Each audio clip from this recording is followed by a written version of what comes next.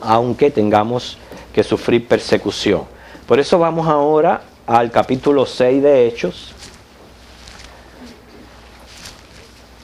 donde vamos a estar viendo el testimonio que nos dejó precisamente uno de los que fue elegido como diácono de la iglesia. Hechos 6, 8. ¿Okay?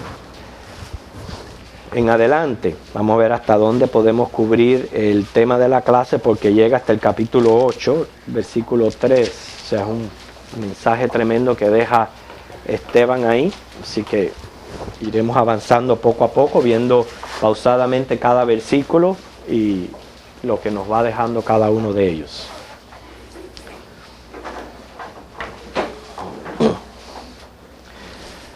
Fíjense cómo comienza diciendo: y Esteban, lleno de gracia y de poder, hacía grandes prodigios y señales entre el pueblo. Que según el versículo 5, fue uno de los 7 elegidos para el diaconado. Esteban es un nombre griego, lo que al parecer fue uno de los que perteneció a los judíos helenistas. Cuando decimos judíos helenistas, ¿a qué nos estamos refiriendo? De la cultura griega, ¿no? Uh-huh.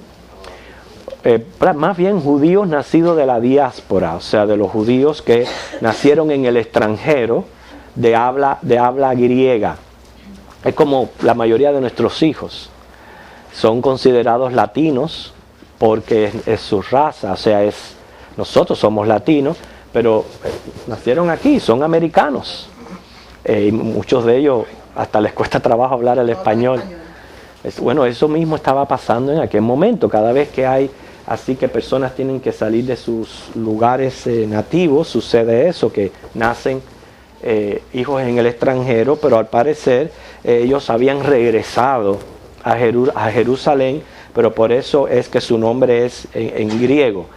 Uno de los aspectos interesantes de Esteban, que sobresalía del resto del grupo, por lo menos según lo que nos dice la Biblia, es que era un hombre lleno del Espíritu Santo. ¿Okay? Se destacaba por su fe, por su devoción y por estar lleno del Espíritu Santo. Y de eso hablamos un poquito la semana pasada como una forma aplicativa para nosotros hoy. Y nosotros nos vamos a destacar y nos vamos a dar a conocer de acuerdo a la fe, de acuerdo a cómo estamos viviendo el cristianismo. Y vamos a ir dejando un testimonio ante la vista de los demás, de manera tal que vamos a ser reconocidos por lo que nosotros mismos vamos sembrando en nuestro camino. Cada vez que hablaban de Esteban, hombre lleno del Espíritu Santo. Ojalá que pudieran así hablar de mí, ojalá que pudieran así hablar de usted cuando usted diga, no, el hermano tal, es una persona llena del Espíritu Santo. Noten que fíjense, todo creyente es bautizado en el Espíritu Santo en el momento que cree. Y desde que es bautizado, ya es bautizado para siempre. O sea, es identificado en Cristo.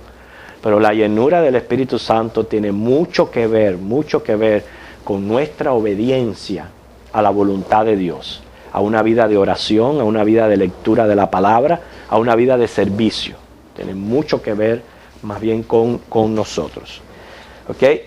Dice que él, lleno de gracia y de poder, obviamente señalan esto antes de decir que hacía grandes prodigios y señales entre el pueblo, porque todo esto venía de Dios.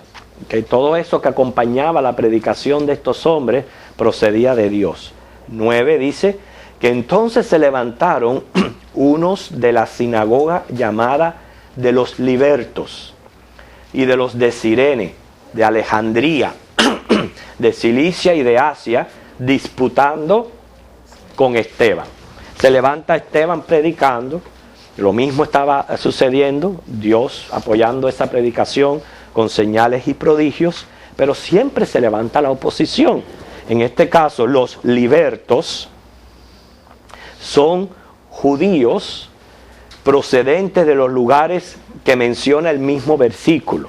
Todos estos lugares que hay ahí, Cirene, eso es un lugar, Alejandría, de Cilicia y de Asia, de todos estos lugares Parece que había un grupo de judíos que al ser extranjeros tenían su propia sinagoga allí en Jerusalén. O sea, parece no se reunían con los judíos nativos, sino que siendo judíos tenían su sinagoga allí en Jerusalén y les llamaban los libertos. Según Josefo y Tácito, estos historiadores, se trataba de judíos que habían sido cautivos romanos o los hijos de ellos, expulsados de Roma, que ahora residían en Jerusalén. Ahora, entre este grupo pudo haber estado Saulo de Tarso, Pablo.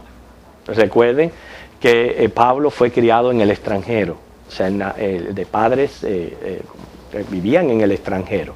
Y al parecer, él se encontraba, los historiadores presumen de que él era uno de estos que se encontraba reunido con este grupo. Mira lo que dice el versículo 58 del 7.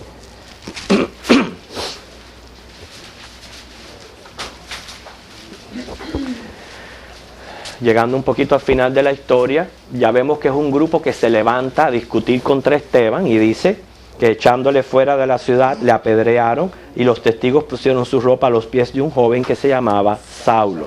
O sea, al parecer él se encontraba en medio de ese grupo, perteneciendo a esa sinagoga en particular.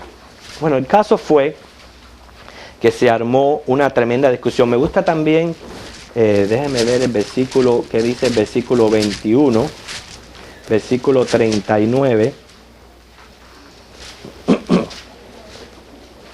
para que ustedes vean, para corroborarles el hecho de que él era judío pero del extranjero. ¿Okay? Dice el 39 que entonces dijo Pablo: yo de cierto soy hombre judío de Tarso, ¿ve? Ciudadano de una ciudad no insignificante de Cilicia, pero te ruego que me permita, o sea, ven como él, 21:39, Hechos 21:39, Hechos 7:58 es el que nos dice que Pablo estaba en medio del grupo.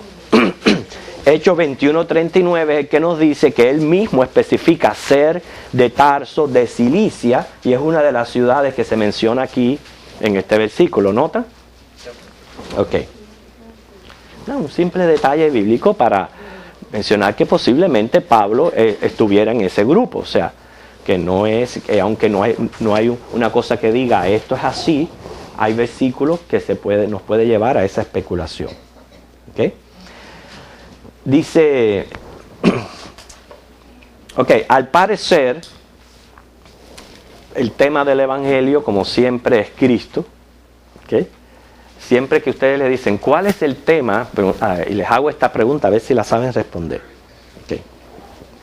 ¿Cuál es el contenido, la esencia del Evangelio? ¿Qué usted respondería?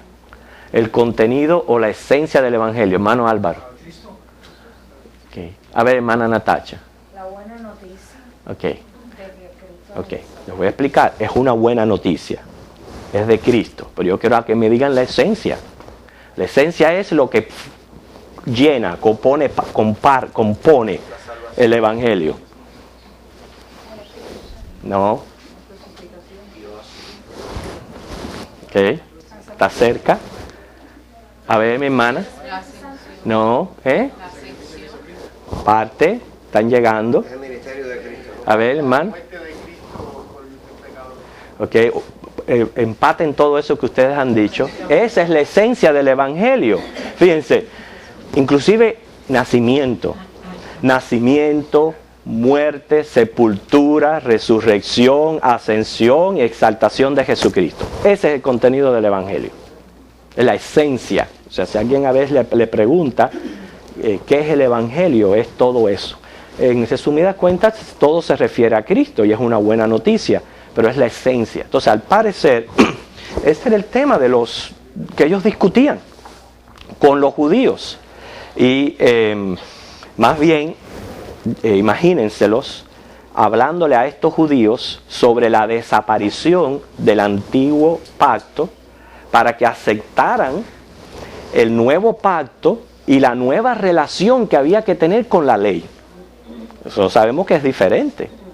Decirle a este grupo de judíos, no solamente porque eran gente fuerte en su razonamiento, pero ellos por años y por años y por años defendieron, acuérdense, su judaísmo ante la amenaza del politeísmo y de todo lo que había alrededor.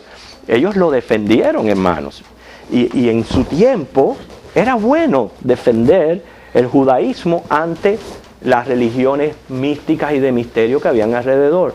Pero que ahora vinieran y le digan, por lo que ustedes han estado prácticamente dando sus vidas, desapareció. Eso no es fácil de tragar, no es fácil de asimilar, ¿sí, hermano? Entonces uno de los diáconos que fueron elegidos entre todos los convertidos a Jesucristo estaba predicando en la sinagoga de los libertos que no había convertidos, no estaban los convertidos ahí. Exactamente. Hay que notar también que por eso es que vemos estos griegos que tenían esta conexión con los judíos extranjeros, que por eso los vemos a ellos, porque prácticamente el mismo Pablo nos los va a dar de ejemplo.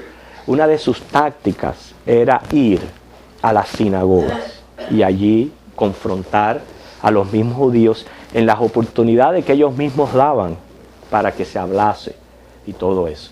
Vemos a Esteban en este caso metido en una de estas sinagogas hablando muy posiblemente de la desaparición del antiguo sistema mosaico y de la relación que había que tener con la ley de Moisés teniendo en cuenta el Evangelio. Y ya vemos hermano, ¿por qué? ¿Por qué es que se provocan estas discusiones? Porque casi siempre la gente dice que no quiere tocar los temas de religión para no discutir. ¿No lo he escuchado? A mí no me hablen ni de religión ni de política, porque es cierto que exactamente.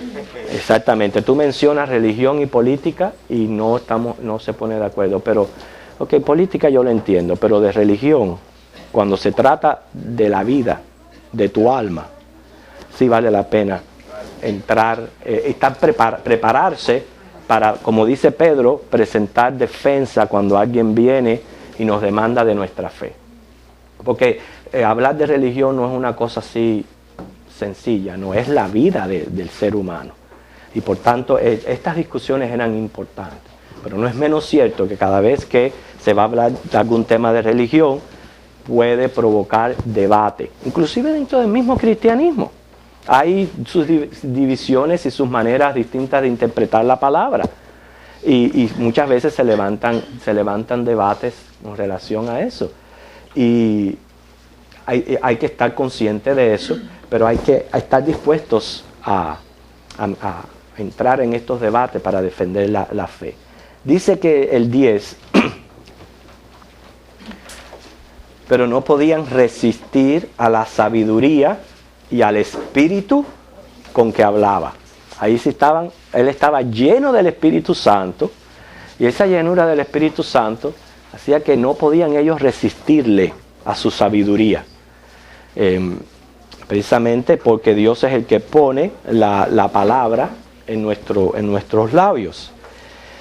Y puede ser que no quedaran convencidos, pero por lo menos sí quedaron confundidos. ¿Okay? No quedaron convencidos, pero puede ser que hayan quedado confundidos.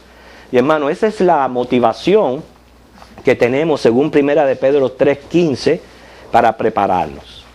Si alguien viene a mi casa, toca mi casa precisamente a hablar algo que no es mi fe, lo menos que yo puedo hacer es, quizás no los voy a convencer porque esa es obra del Espíritu Santo, pero sí que salgan confundidos. Sí, que salgan confundidos. O sea, que no lleguen y salgan como diciendo, nosotros seguimos con la verdad, esta gente está en ignorancia. Esta gente no saben, son inconversos, son ateos. Que no se vayan con ese concepto, que por lo menos se vayan de ahí confundidos. Y es lo que yo trato. Por ejemplo, precisamente en estos días, no quiero entrar en ese tema porque yo sé que es un tema bastante vasto, pero llegaron una muchacha, unos testigos de Jehová, y tocaron a mi puerta Y sin uno acalorarse, sin uno entrar en alzar la voz. Hermano, si usted tiene la verdad, usted no tiene por qué acalorarse. Si usted tiene la verdad, todo lo que usted tiene es que mirarle a sus ojos y que puedan ver en usted. Lo más que tienen que ver en usted es amor y misericordia. Porque eso es lo que usted está representando de su Salvador. Amor y misericordia. Y con todo el amor y la misericordia, yo les digo que están condenados al infierno. Sí, yo les digo, ustedes son una secta completamente satánica, y están condenados al infierno, sin uno acalorarse, sin uno... No tenemos diferencias doctrinales, esto es lo que nosotros creemos, y una de las cosas que más yo les hablo es de la salvación por gracia. Les trato de dejar eso en su mente. Y no les permito que se queden ahí mucho tiempo, porque yo sé que me van a robar mi tiempo, pero por lo menos se van confundidos. Mínimo, se van confundidos. Escuchando algo que quizás no le han dicho en otro lugar. Okay. Eso es lo que yo digo que debe de ser nuestra actitud como cristianos. Ya que estamos seguros que estamos en la verdad en Cristo, pues prepararse para defender nuestra fe cada vez que alguien venga a demandar de nuestras convicciones. Dice los siguientes versículos: una vez que se vieron perdidos, que no podían resistir la sabiduría de Esteban, y una de las cosas que yo creo que apoyaba esto es que ellos mismos conocían las profecías.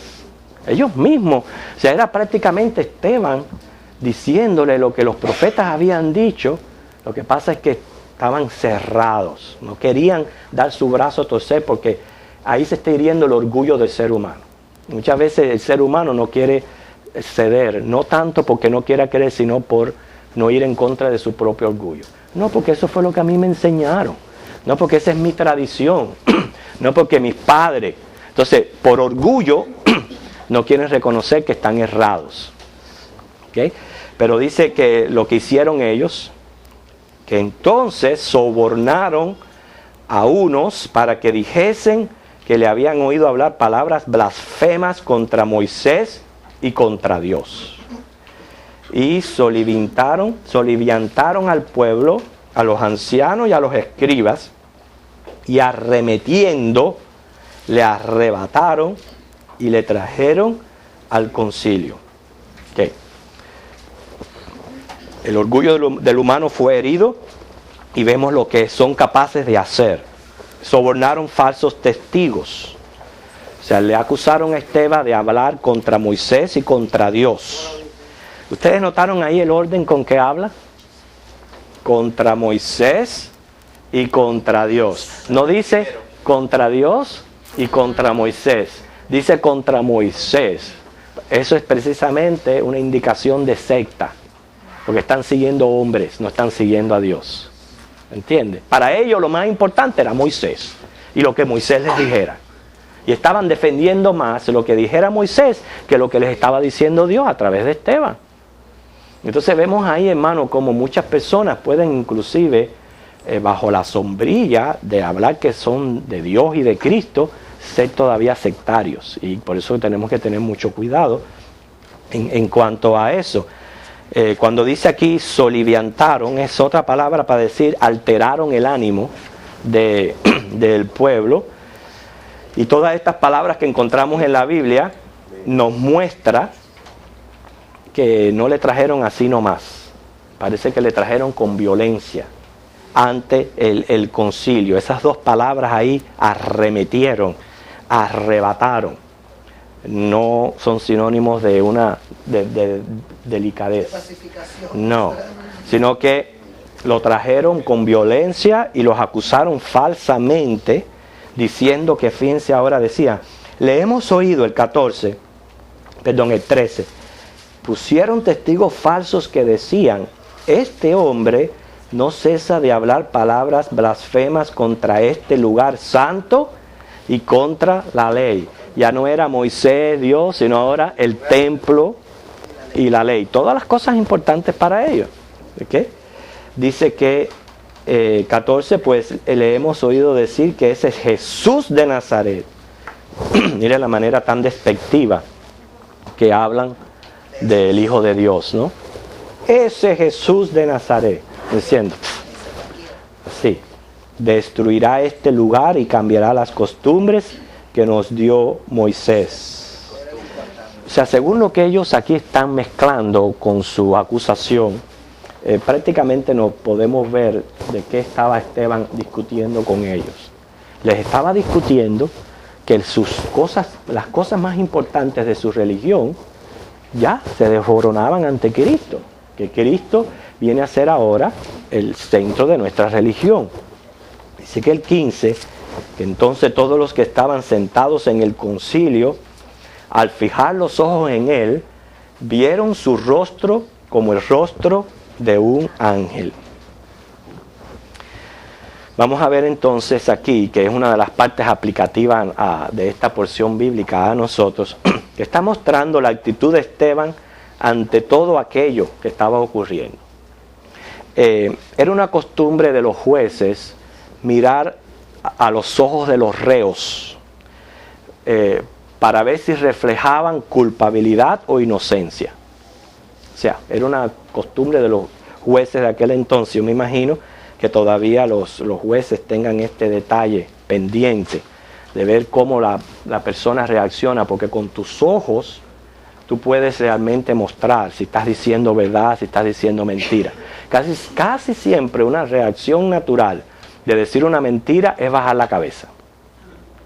Cuando usted está diciendo una mentira, usted no alza la vista. Ahora, no vamos a pensar que todo ahora el que me baje la cabeza está diciendo mentira. Hay gente que baja la cabeza por timidez. Hay gente que por timidez bajan la cabeza. Pero bueno, el que miente, la mayoría de las veces baja la cabeza. ¿Cuánto usted puede resistir que una persona le mire fijo? ¿No es cierto? Sí, está pensando que hay... A veces yo juego así con mi hijo. Yo me pongo a mirarlo directamente, sin quitarle la vista de los ojos. Y él ahí tú lo ves que está luchando con él, tratando de mantener la vista, pero a la vez no quiere y está luchando hasta que no resiste más y la quita. Y eso, cuando nosotros estamos conversando, hacemos eso, nos quedamos fijos mirando los ojos. Y es tanta ya la costumbre que si usted mira fijo a una persona dirá, ¿y este qué le pasa? Sí, ¿y este qué querrá? Sí, pero bueno, el caso es que ese contacto de ojos es importante y los jueces lo tenían en cuenta a la hora de ver si una persona era culpable e inocente. Y hermano, ¿qué vemos ahí que estaba reflejado en el rostro de Esteban? No el rostro de un ángel. Él no era un ángel, como un ángel. Hay que tener en cuenta todas esas figuras en la gramática que nos ayudan a entender que no es que se convirtió en ese momento en un ángel, sino, exacto, como el rostro de un ángel. ¿Ok? Exactamente. No significa que se transfiguró, sino que estaba precisamente mostrando ante todo aquello que le estaba ocurriendo la verdadera actitud del creyente. ¿Ok? Ahí demuestra que Dios estaba. Exactamente. ¿Estaba lleno de qué? Desde un principio nos los dijeron. Sin la llenura del Espíritu Santo nosotros no podemos comportarnos así, hermano. Eso es algo que no es natural en nosotros. Casi siempre lo natural que es pagarle según me hayan hecho. Pagar según me hayan hecho. En estos días me encontraba esperando una luz y la persona, yo tengo que pedirle mucho al Señor porque en el tráfico verdaderamente el Señor prueba mi espiritualidad. Porque es que yo no resisto a veces ¿cómo pudiéramos decir? La invisibilidad de algunos choferes. No, entonces yo estaba esperando una luz, ponen la flecha y la persona que estaba delante se quedó dormido, no pasó. Cuando ponen la flecha, lo único que pasa es él.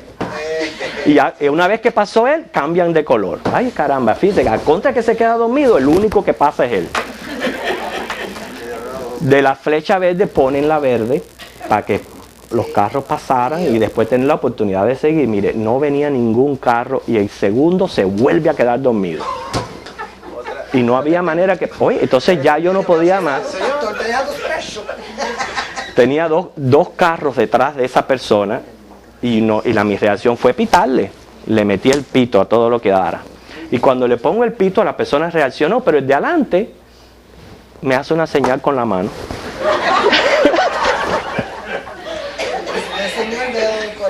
Enseñan el dedo del corazón. Cuando los dos carros doblamos hacia izquierda, hermano, sinceramente le digo, se me olvidó que era pastor. No les voy a decir lo que le dije. Pero hay situaciones que se presentan en la vida de nosotros que el Señor nos prueba verdaderamente qué es lo que está pasando en nuestro interior. Bueno, pero aquí Esteban, lleno del Espíritu Santo. Sí, no. Que lleno del Espíritu Santo, Esteban, él mostró la calma divina en su interior, serenidad. ¿Por qué? Porque él tenía la verdad. Tenía la verdad, sabía que había recibido una bienaventuranza del Señor, como leímos al principio de la clase, que cuando nosotros los cristianos padecemos por causa de la justicia, debemos de darnos por bienaventurados. Y Esteban sabía esto, y reaccionó ante todo aquello, ante todas aquellas calumnias, toda aquella violencia, con plena serenidad. Recuerden que la llenura del Espíritu Santo produce frutos en nosotros. ¿Usted sabe dónde queda la lista de los frutos del Espíritu Santo? ¿Dónde se encuentra? Gálatas 5:22. Y hermano, sí. Meditando eso, el ángel, el espíritu de ángel que estaba con Esteban. Fíjate, no espíritu de ángel. Un rostro como de un angelito. Nosotros usamos esa frase. Nosotros le decimos, mira, tiene cara de ángel o tiene un rostro de ángel. Es mostrar en la semblanza una pasividad. Sí. Eso me trae también Moisés cuando baja del monte Sinaí. Exactamente. Pudieron ver en el rostro la llenura de Dios. Bueno, en Gálatas 5:22 hay un fruto del Espíritu que se llama templanza. Y ese fruto del Espíritu es nada más que control del temperamento. Control del temperamento. Y hermanos, nosotros tenemos que saber muchas veces que eso es algo que se nos va completamente de las manos. Y cuando eso está ocurriendo, créame que usted no está lleno del Espíritu Santo. ¿Okay? Usted está lleno de sí. Ahí usted está lleno de sí, de su egoísmo, de su manera de querer ver las cosas. Usted no está lleno del Espíritu Santo. El tener ese control sobre el temperamento es lo que me hace a mí fuerte y ser maduro en Cristo. ¿Se recuerda que a veces nosotros estamos diciendo no porque hay cristianos débiles y cristianos maduros? Esa es una de las maneras de ver la madurez en Cristo. La manera en que usted se controla ante las situaciones. Cómo usted controla su temperamento. Y les quiero decir, los caballos son más fuertes que nosotros. Es un animal con una fuerza bruta tremenda. Sin embargo, el freno lo controla. Y muchas veces nosotros los seres humanos, nada nos puede controlar. No, pero póngale un freno en la boca a ver si no se controla. Bueno. Eso es lo que necesitamos. El caballo se controla porque se presiona. Sí, pero se presiona, pero ya él está acostumbrado. Cuando él siente ese jalón, él tiene que ceder, a pesar de que pudiera tener el poner uno solo. hay que tenerte uno y otro de repuesto para que te quite. Es jugando, Miriam. Sí, es jugando contigo. Sí. Sí. Bueno, que hoy no vayan a torear a nadie porque lo que hay rojo de aquí es. Ajá. Sí, ¿cómo es? La Biblia nos indica Sí. que la carne es débil, Sí. pero el espíritu está pronto. Ok, entonces, La carne y el espíritu Miriam, para correr otra cosa. ¿qué me enseña, me está diciendo esta actitud de Esteban a mí? Ya sabemos ya que si perder el control del temperamento es una señal completamente de debilidad, ¿ok? Fíjense que nosotros aparenta lo contrario. Tú ves a gente que se levanta con un tremendo vocerío y todo el mundo tiembla cuando habla. Al contrario, lo que está mostrando es una debilidad tremenda y una inmadurez, porque el verdadero creyente maduro va a saber controlar su temperamento en todo tiempo y ante toda situación. Y ya yo les dije, no es que usted, el Señor lo dijo, manso como paloma y astuto como serpiente. Hay momentos que nosotros vamos a defender nuestra fe, y precisamente el mensaje que les deja Esteban a estos hombres es defendiendo su fe, pero es la manera como uno lo hace, hermano, que es lo que va a mostrar realmente si uno está siendo controlado por el Espíritu de Dios. Quiere decir que si mi debilidad es eso, que el temperamento se me va de control, pídele al Señor que te ayude a estar lleno del Espíritu en ese aspecto de la vida. Por eso le digo que nosotros nos vamos llenando del Espíritu Santo a medida que las diferentes áreas de nuestra vida se van sometiendo al control de Dios. ¿Entiendes? Y esta es una de ellas.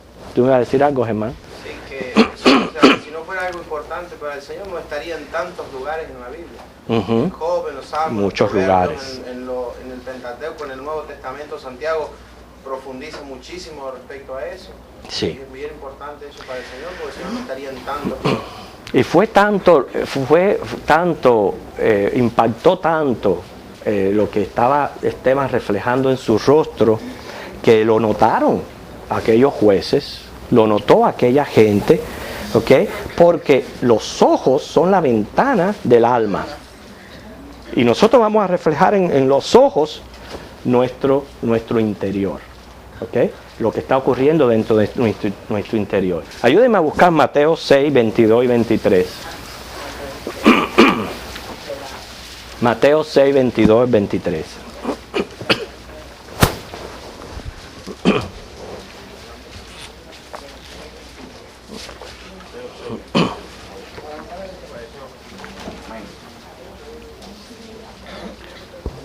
¿Alguien lo tiene? ¿Le gustaría? ¿Anita? ¿Qué hay, Anita? ¿Qué dice? Ajá. La lámpara del cuerpo es el ojo, así que si tu ojo es bueno, todo tu cuerpo estará lleno de luz. Pero si tu ojo es maligno, todo tu cuerpo estará en tinieblas. Así que si la luz que en ti hay es tinieblas, ¿cuántas no serán las mismas tinieblas? Así mismo, ve, como nosotros en nuestra mirada vamos a reflejar lo que está ocurriendo en nuestro interior. Es fácil mantener la calma cuando todo está marchando bien, cuando todo está como queremos, como nos gusta, como lo anticipamos. Es fácil mantener la calma, pero cuando todo se vuelve a la inversa, desagradable, reaccionamos inmediatamente y según nuestra reacción vamos a revelar a través de los ojos lo que está ocurriendo en nuestro interior. Y muchas veces damos un testimonio impropio que hasta puede confundir las personas. Yo estoy seguro que esa persona que estaba doblando en el carro en ningún momento pensó que yo era cristiano.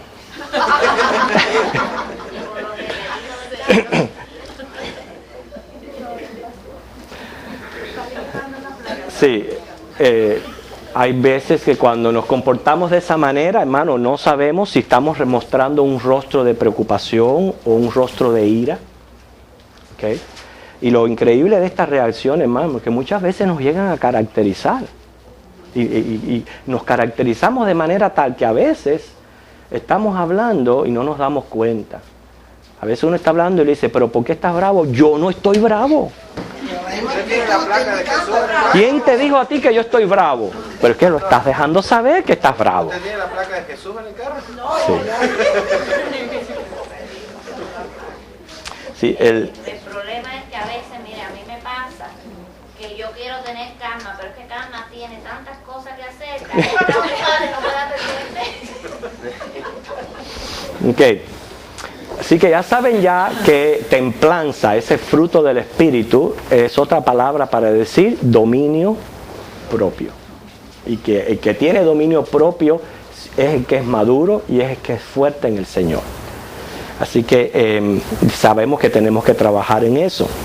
Esteban fue un ejemplo de este espíritu que nos ha sido dado. Búsquenme por favor 2 de Timoteo 1:7. Vamos a leer varios versículos ahora. 2 de Timoteo 1:7. ¿Quién lo tiene? Lo puede leer, hermano Pablo. Porque no nos ha dado Dios espíritu de cobardía, sino de poder, de amor y de dominio propio. ¿Qué? ¿Nos ha dado Dios este dominio propio? Claro que sí. En su espíritu lo tenemos. Recuerde siempre, hermanos, yo sé que esto pasa por la naturaleza que hay en nosotros, una naturaleza carnal, pecaminosa. Bueno, pero eso es lo que nos deja saber que es cuando esa naturaleza está tomando dominio, en vez de ser la naturaleza espiritual. ¿Okay? Eso va a ocurrirnos a veces naturalmente. Pero esto me enseña a mí también que hay veces que yo espero demasiado de los que no tienen a Cristo. Hay veces que yo espero que reaccionen como yo. Sin embargo, sabemos que no tienen a Cristo y no pueden reaccionar de esta manera. Que más bien nosotros sí podemos reaccionar por tener al Espíritu Santo, que nos da el dominio propio. Y si a veces se nos es difícil, ¿qué esperamos para el que no tiene al Espíritu de Cristo? Pero Dios demanda más de ti, porque tú lo tienes. Así que en todas las situaciones donde nosotros nos encontremos, no nos podemos igualar. No podemos responder de la misma manera, porque Dios está esperando más de nosotros como creyentes. Usted puede leer al respecto también en su casa, 2 de Pedro 1, 3 al 11. Y en Gálatas hay otro versículo interesante. 2 de Pedro 1, del 3 al 11.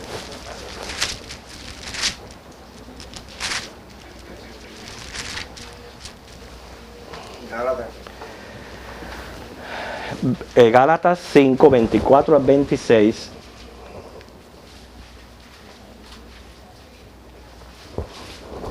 Que vamos a leer ese versículo, fíjense. Pero los que son de Cristo han crucificado la carne con sus pasiones y deseos. Que ya no podemos actuar según nosotros queremos. Si vivimos por el Espíritu, andemos también por el Espíritu. No nos hagamos vanagloriosos, irritándonos unos a otros, envidiándonos unos a otros. Miriam me contaba también algo que Miriam te pasó manejando. Yo iba para mi trabajo y ahí hice correr a 55 millas por hora. Yo iba a 55, pero la vieja de atrás quería que ¿Quería que qué? Que la corrieras más. Ajá. Entonces yo frené y la vieja me puso el dedo. Entonces, cuando ella me pasó por al lado, yo le digo, así en voz bajita. Entonces la mujer me miró y se quedó, pero táctica, ella como quien dice, aquí me sale una lesbiana.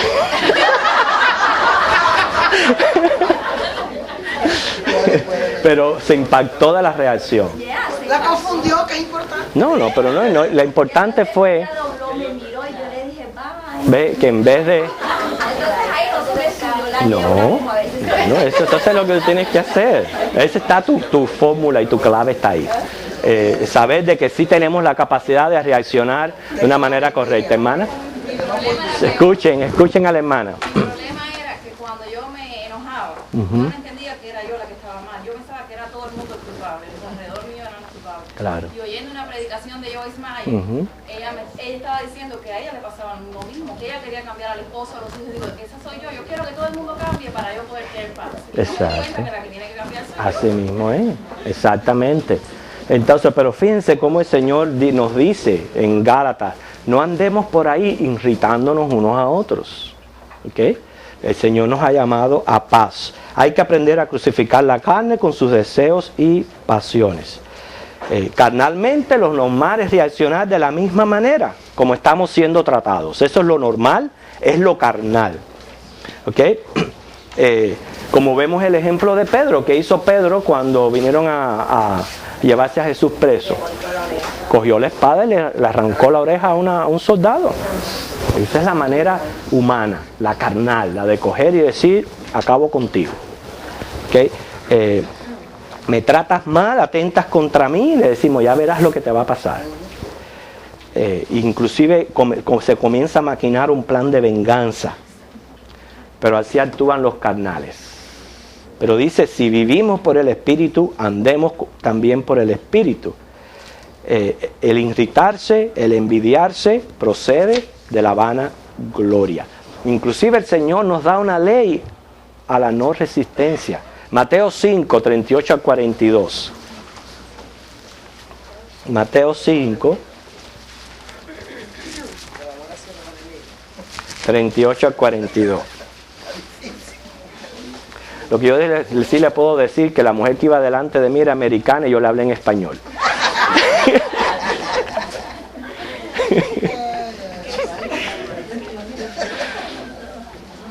Hermano, ¿va a leerlo? Estaba seguro que no entendía. Ok. Sí. Digo, en el primer versículo, 5, 38, 42. el ¿Cuál? Señor quiso acabar con la técnica dental de los dentistas. Así bien entendido. A ver, ¿qué dice ese versículo? Oíste que fue dicho ojo por ojo y diente por diente, pero yo os digo, no resistáis al que es malo, antes, a cualquiera que te hiera en la mejilla derecha, vuélvele también la otra, y al que quiera ponerte a pleito y quitarte la túnica, déjale también la capa. Y a cualquiera que te obligue a llevar carga por 1 milla, ve con él 2. Al que te pida, dale. Al que te quiera tomar de ti prestado, no lo rehuses. Okay. Ya está ahí. Claramente, ahí tenemos la ley de la no resistencia. El Señor nos pone cómo debemos de nosotros actuar y comportarnos. ¿Okay? Por eso nadie ha dicho que el discipulado cristiano es fácil. Mantenerse en la posición de glorificar a Cristo por sobre uno mismo es algo que no todo el mundo puede tolerar, ¿okay? Pero es el camino de la cruz. Precisamente a esto es lo que se refiere crucificar la carne. No quiere decir que literalmente usted vaya y se haga una cruz y se crucifique. Crucificar la carne significa que yo como cristiano, si yo he dicho yo soy un cristiano y un discípulo de Cristo, yo tengo que estar dispuesto a hacer lo que Cristo me manda, y es contrario a mí mismo, contrario a lo que mi carne mismo me demanda. Eso es crucificar la carne. Quiere decir que ya yo no voy a estar actuando como yo quiero, sino siempre glorificando a Cristo. ¿Loida? Un versículo que a mí me ayuda mucho al control mío es que se humilla será enaltecido, y el que se enaltece será humillado. Como todo ser humano siempre nos creemos tener la razón. Le doy gracias a Dios cuando me dice una cosa y yo me quedo callada, y después por atrás es que hablo. Entonces la persona como yo. Quiere decir que eso es peor. No, pero quiero que me desahogo con mi esposo. Dime tú, pobre. Pero después entonces hago así y me acuerdo de ese versículo. Y entonces llamo a mis hijos o a lo que sea. Y él me dice, pero ya lo están llamando. Y digo, sí, porque la palabra de Dios dice que el que se humilla será enaltecido. Yo prefiero humillarme y que me enaltezca el Señor y no crear una situación que después crea una situación familiar que más nunca uno ni se mire la cara. Ese es el problema cuando uno pierde el dominio y el control del carácter, que hay cosas que se dicen y uno después piensa que quedaron en el aire, pero hieren a la otra persona y ahí quedan. Y por eso que tenemos que tener mucho cuidado con lo que decimos cuando estamos airados. Natacha.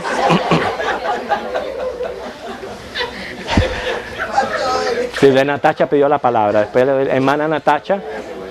Cuando yo me convertí, escuchen a Natacha. Cuando yo me convertí en una escuela dominical, me enseñaron este versículo: a cualquiera que te hiera en la mejilla derecha, vuélvele también la otra.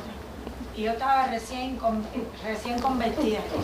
Y yo me quedé así, quien me dé una cara, en una parte de mi cachete, yo tengo que poner el otro, no. ¿Ve? Y entonces me quedé con eso y decía, ¿será que él leyó mal? ¿Será que...? Y en Cuba yo no tenía, el que se convierte no tiene Biblia hasta que no se bautiza. Yo me pasé un año después de convertida para bautizar. Y entonces, bueno, hasta que un hermano me prestó una Biblia y tuve que leer bien textualmente de que eso era lo que decía. Y eso me tenía a mí preocupada. Y decía, nada, eso no va a ser así tan literal. Y en Guantánamo, 2 líderes importantes de la iglesia tuvieron un problema con un muchacho endemoniado. Y alante del campamento a los 2 líderes les dio una galleta por la cara. Ay. Así. Dime tú. Y entonces esos 2 hermanos se quedaron así. Y yo estaba delante y digo, ay Señor, eso fue lo que dijiste en tu palabra. Y los hermanos no levantaron la mano. Y yo estaba por dentro. Y decía, no puede ser posible. Y entonces, mira, pastor, para honra y gloria de Dios, eso fue un anuncio, el campamento tenía 3.000 personas. Era eso. Eso fue un anuncio público. De esto. Todo el mundo decía, ¿verdad que esa gente ahí de verdad sí son cristianos? ¿Tú ves? Porque mira lo que le pasó a este hermano, los inconversos comentaban. Y wow, fue un testimonio y la gente empezó a venir a la iglesia, a confiar en que nuestro Dios era nuestro Dios. Por ese testimonio. Sí, pero, por ejemplo, no, eso es lo que le iba a decir. Si a mí me dan por la primera, yo pongo la segunda, pero si me dan también por la segunda, entonces busco otra cara. La ley está ahí nada más. Busca. Hermano, ¿usted qué iba a decir? ¿Usted qué iba a decir? No, pastor, era sobre lo que había dicho Loida, era que en mi barrio había un dicho bien tremendo de que la lengua habla y se esconde, luego la cara responde.